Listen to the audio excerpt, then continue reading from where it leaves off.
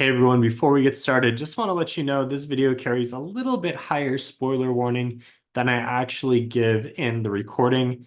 Went a little bit farther than I thought I would. Just want to let you know, however, still, it's not heavy spoilers at all. Mostly this deals with talking about general types of things we're going to see throughout season two. And a lot of this is my guess, but a lot of it is educated guess from having read Fire and Blood and just like knowing what to expect in Game of Thrones and knowing how brutal Westeros is. So if you don't like any spoilers at all, just be aware. However, I really don't think it's too much for 95+% of people. This is Fantology. You may have heard of us. All right, what's up, Targaryens? This is Steven, your host with Fantology Podcast, and I have my lifelong friend Josh here, and we are hyping up House of the Dragon Season 2 with a little bit of a Season 1 refresher. Not in detail. If you want that, there's plenty of resources on YouTube that will do a much better job than we can do, but we'll just give like a few highlights of what we remember, what stood out. It did come out 2 years ago, so a little fuzzy, unless maybe you've had a rewatch, and then kind of get into a little bit of like what we're looking forward to in season two without any spoilers, just kind of like general stuff. For I've read Fire and Blood, so I kind of know what's going to happen, although again, a little fuzzy there. Anyway, Josh, I know you are currently rewatching season one, right? So you're probably going to be a little bit more not quite as stale as I am on some of the season one details. Yeah, but I'm only halfway through it. So the first half of the season, pretty good. On second half of the season, it's been, year and a half almost since then. So Okay. Well, lest our listeners think that we are going to be total idiots, I did do a refresh and I did read the book and we both watched the show. So I think we have like at least a good enough standing to like talk about the series. Although again, if you're looking for like real detailed dive into Targaryen family tree, that's not happening here. yeah, that's other resources. This is more like, hey, remember season one was really good. Let's talk about what was really good about it and get hyped for season two. Yes. And you notice I do have a black shirt on and green lights in the background. Didn't plan the black shirt, it just happened organically, but I am repping both sides so far. So Steven, team green or team black? I don't remember what I said. I feel like in our reviews of the season one episodes, I ended up taking a side, but I don't remember what side I took. I feel like I'm on the black side after doing the refresh of what I of season one. I feel like I'm team black. Okay, fair enough. Where I I mean, think where are you? Where are I you think at? it's I think it's easy to be team black, but I think that it's just so well done that like I feel like I want to be more on Allison's side just because Rhaenyra Hmm. like is you love her but you also hate her and like you realize that a lot of this is Rhaenyra's fault, whereas Allison, I don't know. We can talk through it. Let's have this conversation. We can have it more at the ending of the episode after we've talked through everything. Sure. But Yeah. yeah, I'm just gonna say my prediction after the end of season two. I don't think you're gonna like any characters. I feel like I feel like season two is gonna be brutal, man. Like going through, I did a recap of what happens, and it's gonna be brutal. It's gonna be. I think it's gonna be really good, but it's gonna be tough. Like this is gonna be if they do it right, which I think they are, and it looks incredible, and what they did with season one was awesome.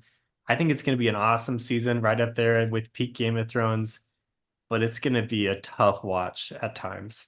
man. Okay. All right. As long as Damon's protected. I mean, I'm not gonna say anything, but I mean, you know Okay. how Game of Thrones goes. George R. That's R. true. Martin is not nice to his characters. So really anyone you get attached to, like I'll just say no one is any safer than they were in Game of Thrones. Okay. All right. Fair enough. Yeah. So that's and I have some more kind of notes of what I'm expecting in season two without any spoilers, but let's circle back to season one. So what were some highlights? What made you like the show? What still stands out to you? What have you liked in your rewatch of the first half? Yeah, of course, just the characters are just fantastic all around. They're relatable. Even when you're frustrated with what they're doing, you're still understanding why they're doing it. Um, the world building is fantastic. It doesn't seem like it's too deep for a casual viewer to follow along with the main narrative, but the deeper you want to go, it still feels like there's substance there. Um, let's see what else. Like other high level things, it does tie in nicely to it scratches the Game of Thrones itch. Like for as many times as we've said, is this the next Game of Thrones? Turns out House of the Dragon was the next Game of Thrones. It just gets that similar feeling of like high production with what's going to happen this week with a lot of people talking about it and pretty universally enjoying it. Um, and then just yeah, the costumes, the sets, the the setting, the locations, it's all beautifully shot, fun to watch, great acting. Yeah. Yeah, agreed. I feel like in season one, the only thing that was missing from what made Game of Thrones so successful, because like you said, a lot of same lines as far as the way the story is told makes sense, right? But the thing that we're missing is there's not like, even though they have set up the two, the greens and the blacks, the two sides of the family, I don't have the same emotional connection to them that I did with like the Starks and the Lannisters. And maybe that's because I've only seen one season of House of the Dragon, and I haven't read five books of these characters. I've only read one that's kind of like a history overview of the timeline. So there isn't, it's kind of natural that there's not that connection. But I don't know, from just watching the first season, I don't have that same like straight off like, oh, the Starks are so, they've got the plucky kids and they're fun to root for, but at the same time, like it's not gonna go well for them. And the Lannisters, Well, yeah. yeah, I think that that's a good point, but I do think that that's kind of intentional because while there's a lot of subversion and there's, a lot of Lannisters start growing on you, a lot of Starks turn out to be not great. For the most part, at least for the first part of Game of Thrones, the Starks are the good guys, the Lannisters are the bad guys. This is kind of more nuanced where it starts with two kind of plucky, starry-eyed girls that are best friends, and then like circumstances slowly drive them to separate camps. So like it's just not as clear of a clear-cut dichotomy as it was with the Starks and the Lannisters, which is why it's kind of fun to debate. Oh, which side are you on? But Mm, it also does makes it harder to really do what you were doing and feel like, hey, these are the guys I'm rooting for. These are the guys I want to see get yeah, their yeah, come up. And yeah, yeah.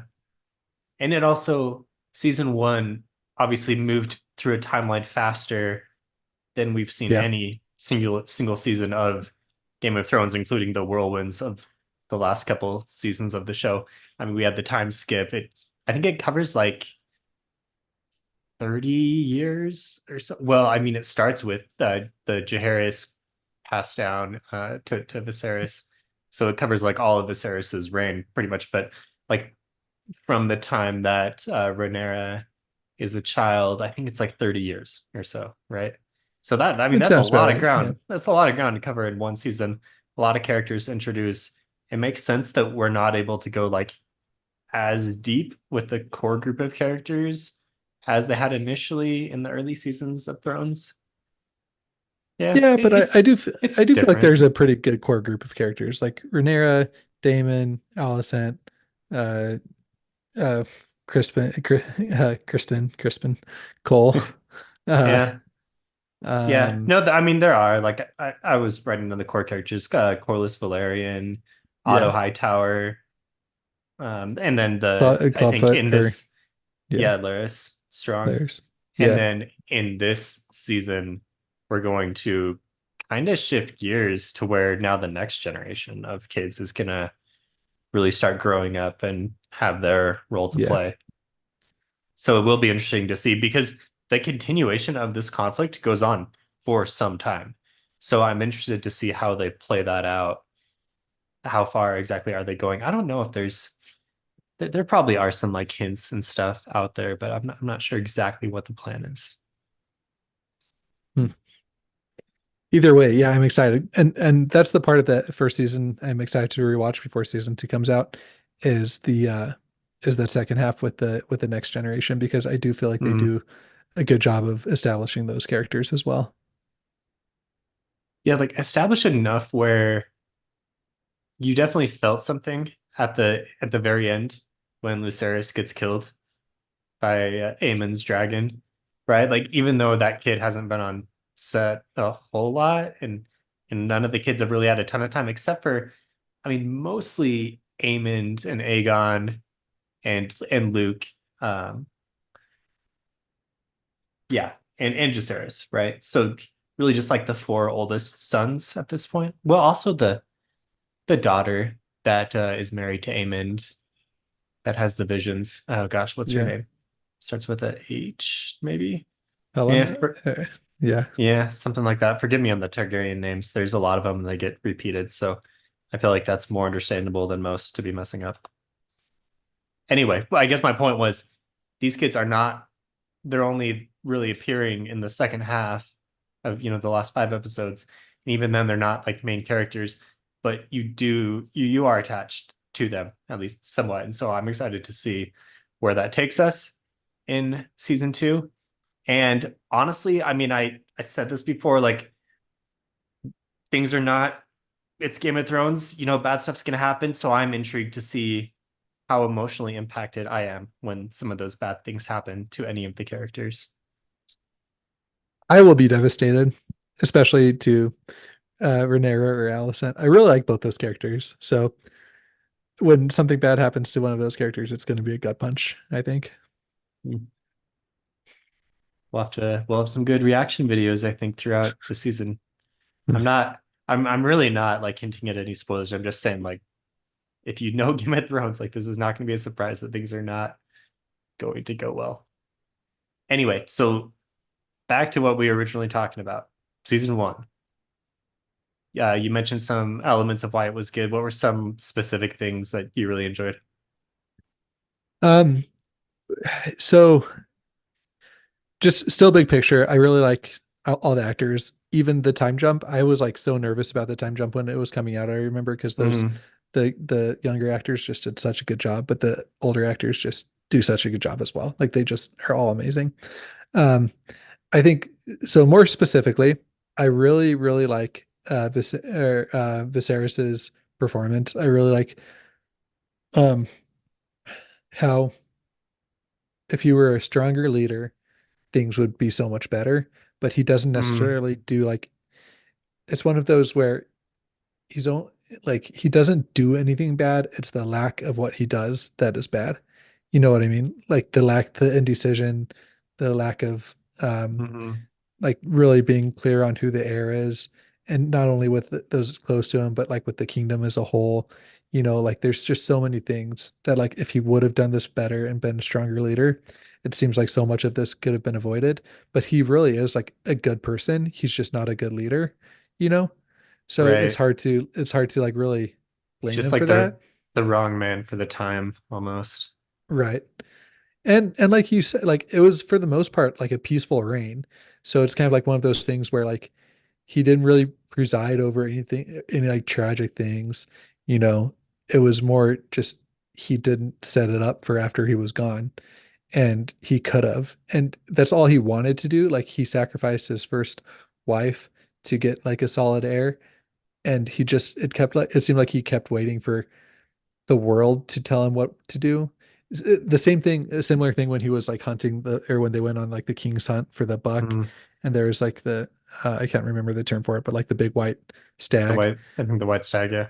Yeah. And then like, so he kept like, that was going to be his, Mm. he wanted that to be a sign, I think, so that he could use that as an excuse to change the air. And then Right. it didn't happen. Yeah. Super attached to dreams and prophecies Right. and those things to kind of like guide him. But when there wasn't a clear path for him to follow, he just waffled so much that it's really no wonder that like even the people closest to him could have justification for like not for really being able to say no, he actually wanted this or he wanted that, you know? Hmm. Yeah. Yeah, I think wasn't the actor what's his name, Patty Y- Constantine, maybe something like that. Yeah, Yeah, wasn't he nominated for an Emmy for I think one of so. the episodes, something like that? I don't know what that. I don't really follow the awards cycles as much, but especially that like the episode where he dies was really well done. I think Yeah, episode like eight, probably. Yeah. I think so. Yeah. So he was awesome. The I mean, what cast members weren't awesome? I guess also Matt Smith as Damon really stands out. I mean, both of these actors were helped by the fact that they were in more episodes than some of the other ones because they were not replaced after the time skip. But Yeah. yeah, But that being said, Damon was I really good. I think all four of the girls though did like such an amazing job. Yeah, both younger Um, and older versions. both younger and older versions. And there wasn't a weak the other thing is I don't think there was a weak performance in the entire show. Like everybody, I thought like was amazing. Even the kids, you know, it's always with kid actors, it's always like, oh, they get a pass or whatever because they're just kids. But even then, like I didn't feel like any of the performances like really brought me out of the show. Hmm. Yeah, agreed. Agreed. I mean, I don't have much showbiz experience to say like what works here and what doesn't work in other things, but I mean, I imagine the money that they're spending on this to make it real legit like really helps the actors as well. Mhm. So, what other standouts? I mean, obviously, the end setting us up for the Dance of Dragons was great, and all that tension and the back and forth. The last two episodes where the Greens go ahead and crown Aegon, and then it goes back to the Blacks, kind of scheming on their end, and then ultimately ends in Luke getting killed.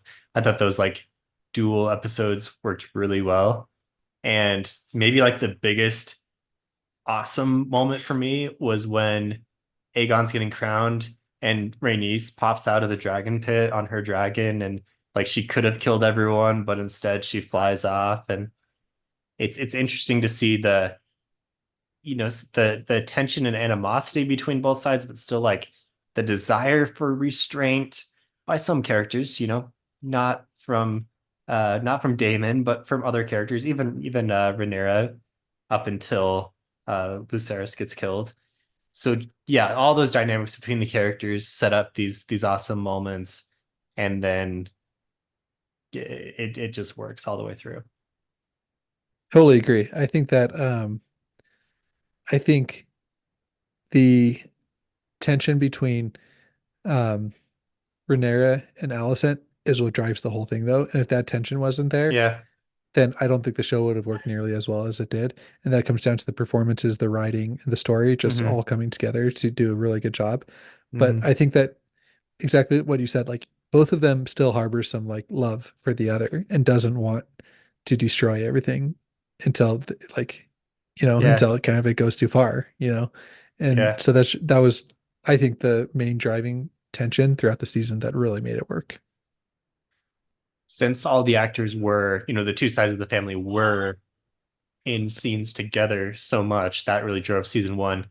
In season two, I mean, I don't think it takes much of a PhD to realize that they're separated now and at war, so they're probably not going to be on screen on peaceful terms quite as much. So I think they're relying on the setup of those relationships in season one to drive the action and continued tension and all kinds of bad stuff that happens to make that work, right? You have to be able to think back to what made season one work to be fully invested in season two. And hopefully they continue that with the, hopefully they can continue driving that tension and really making you feel the hatred and the self-loathing that comes along with it, with feeling like you have that loss. Yeah. Yeah. What else from season one? The set piece where Damon goes in the stepstones and just fights through everyone and comes out and kills the crab feeder dude. Like That that was that whole fantastic. action. There were a few really cool action set pieces, and they spent their money well on those things. You just see how unstable Damon is. Like they would have been fine, right? Like they had the reinforcements coming, but he didn't want to win by reinforcements, so he would Right. rather like gamble his life on like a long odds shot at, getting the glory slash not needing his brother. You just see this. And what I love about it is that that is not said at all in the entire show. There's never a conversation where Damon's like, I just feel like I'm living in my brother's shadow and I just want to make a name for myself. And he just treats me like a little brother that doesn't have any role to play or whatever. That conversation never happens.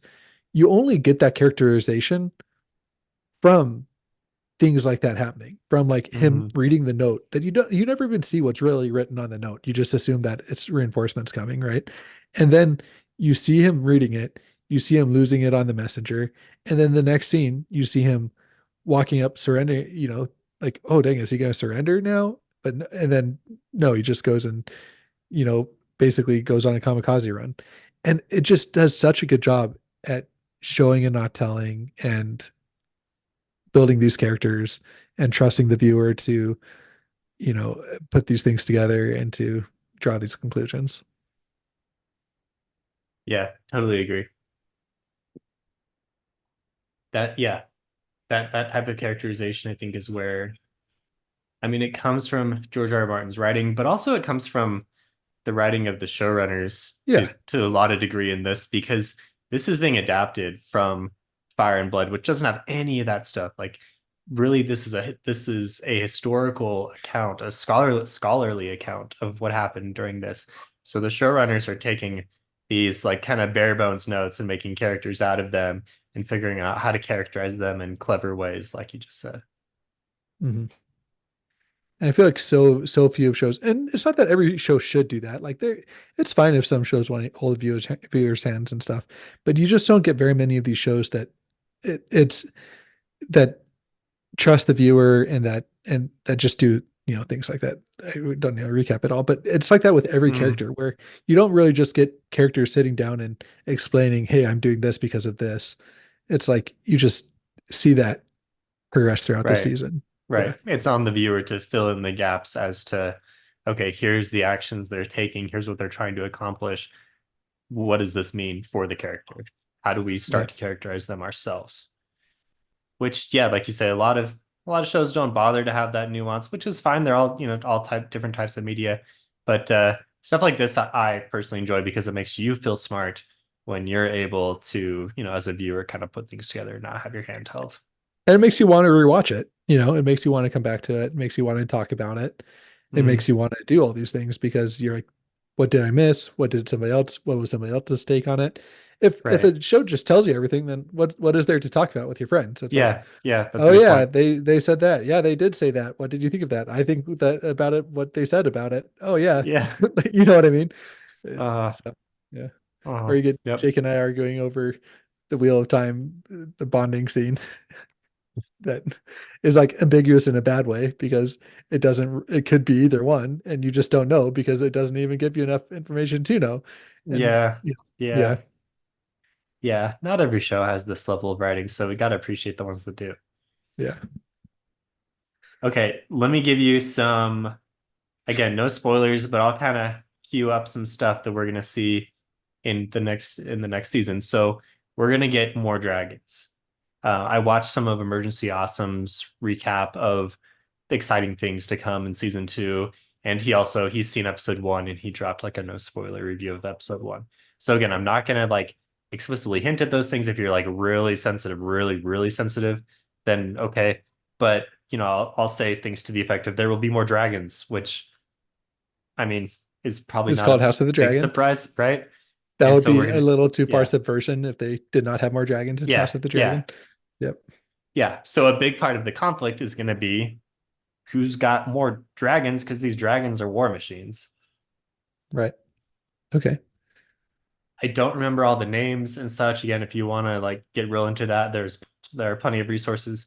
But right now, we know that Aemond tamed the second largest living dragon, I believe, and that's the one that he flew around and he there was that awesome scene in the last episode, which again I'm referencing, where it shows like how much bigger his dragon is compared to Lucerys's dragon and how easily it tore it apart. Like that's kind of foreboding, right? Hmm. It's not And just the number of dragons, it's which dragons. yeah, the biggest dragons are gonna be better. Nice. Okay.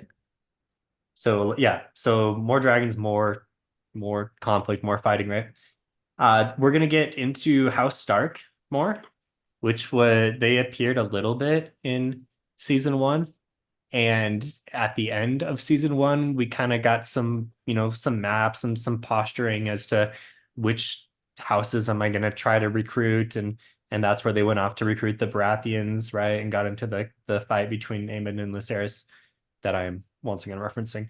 But that's going to happen kind of across the map, and they're going to have to, you know, bicker over who's going to get support from what houses, what promises are going to be extended, what we're going to do to try to get these different supports so we can get the right knights onto the field, etc.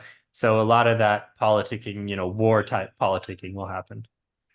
Nice. That's exciting.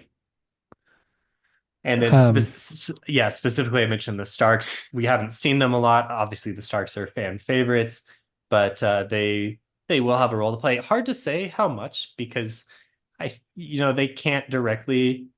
They're not gonna. They could, but they're not gonna directly adapt the events. They've got to kind of take a sprawling narrative and turn it into something that is a little bit easier for viewers to digest. And so, yeah, maybe they'll like bring him in more. I don't know, but at least we've seen like pictures of Kragan Stark, who's uh, I think the head honcho over there at the time. nice. Okay. What else without saying? Okay, so in episode one, it's gonna start like immediately after events of episode 10, season one, episode 10. So season two, episode 10, just continues right afterwards. There's like a short like grieving time gap or whatever, but we're gonna pick up right away. And Emergency Awesome referenced that in this episode there's like he said, quote, WTF violence on the level of like Red Wedding, Game of Thrones type of stuff to, yeah, like to watch out for. And I'm pretty sure he was saying the first episode. I mean, he said this during a non-spoiler review of episode one. So that's going to happen. And I'm like 99% sure what he's referencing. And assuming that's accurate, like, yeah, it's it's going to be rough. It's going to be Don't do this to me, Steven. very rough. Don't do this to me. Like, honestly, some somewhat of a trigger warning type of stuff on this.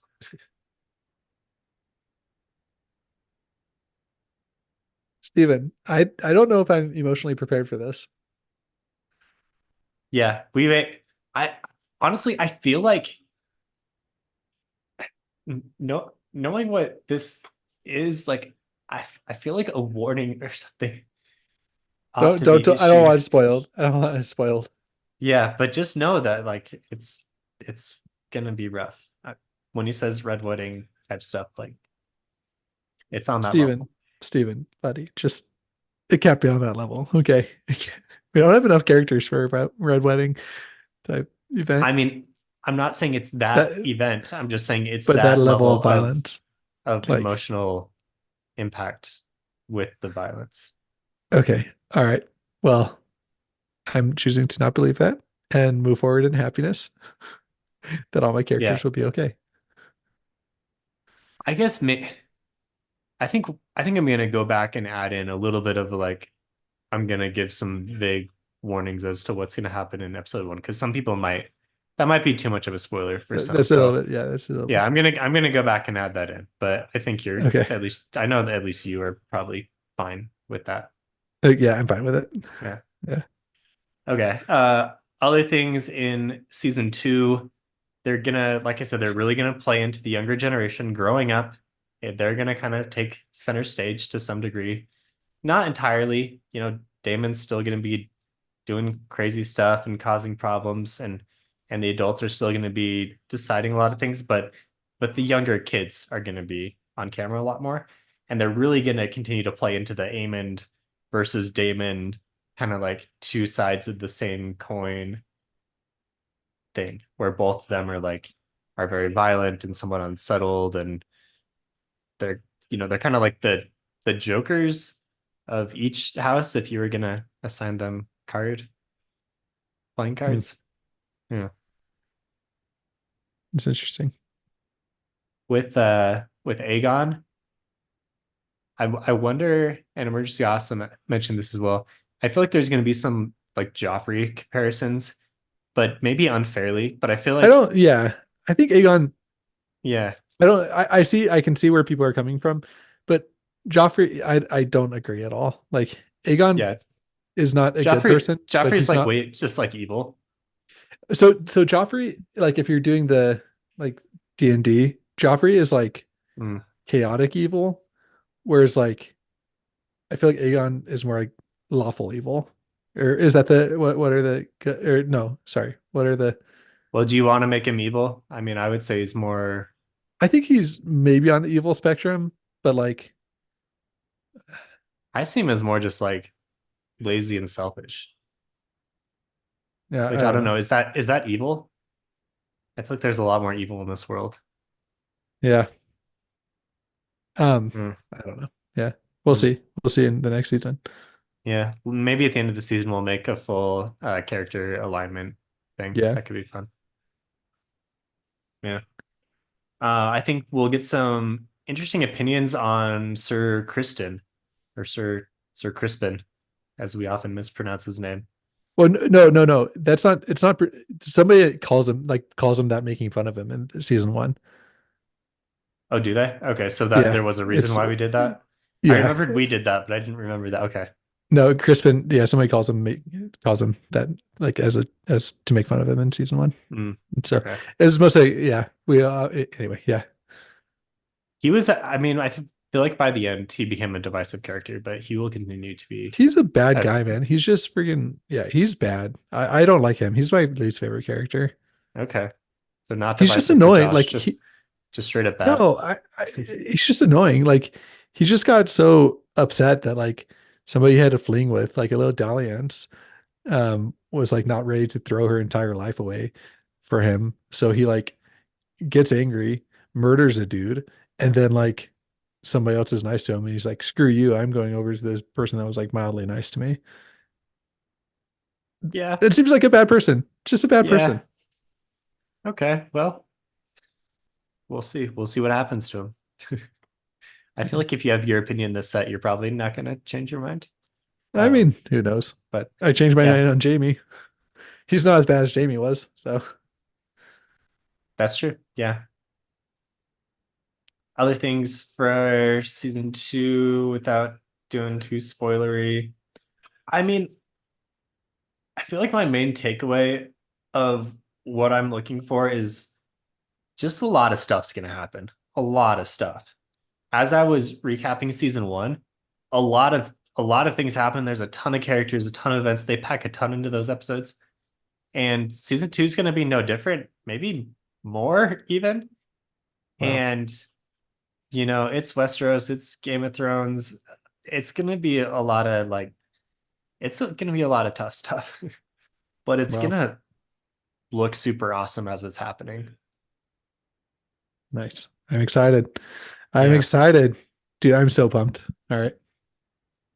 All right. I'm definitely going to have to go back and I'll like cut in a little by the way, medium level. I mean, Medium spoiler. no I'd say plot medium spoilers, spoilers. but like the medium spoilers for what to expect. I feel like that doesn't upset most of the internet, but yeah, it's worth adding in.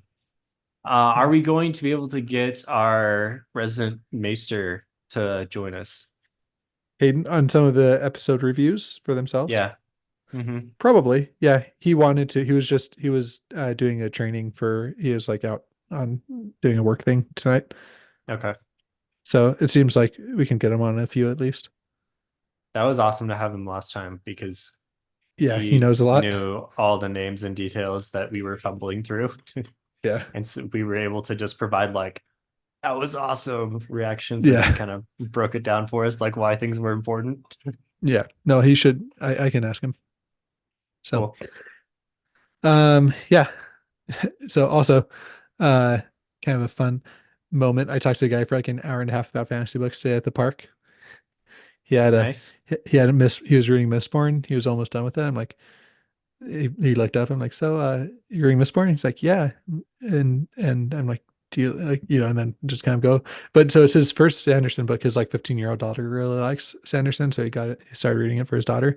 But he loves Robin Hobb. He's going to start First Law. He was going to start First Law, but then his daughter convinced him to read Mistborn, so he's going to start First Law after that. I'm like, yeah, man. And then he really Uh-huh. liked like Black Tongue Thief. Like he's like deep into it. Like it was fun. 2 points. One, it's way fun to find the organic fantasy Yeah. book connection in the wild.